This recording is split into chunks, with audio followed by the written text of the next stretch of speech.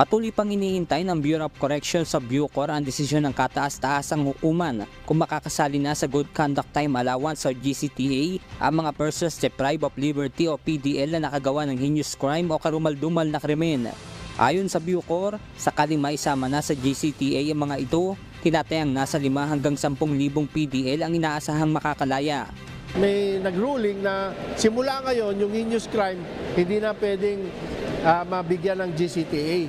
Ngayon, may nag-decide naman na judge na sabi niya hindi, pwede pa rin mabigyan ang nakagawa ng heinous crime ng GCTA.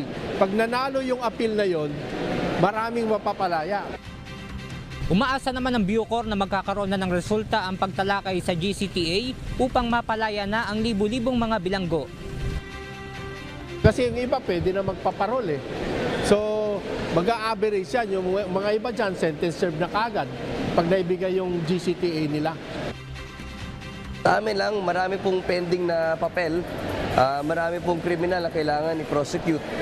At mga inmate po natin, marami po tayo plano para sa kanila. So yun po, we will stick to our plan, we will do the work that we have to do.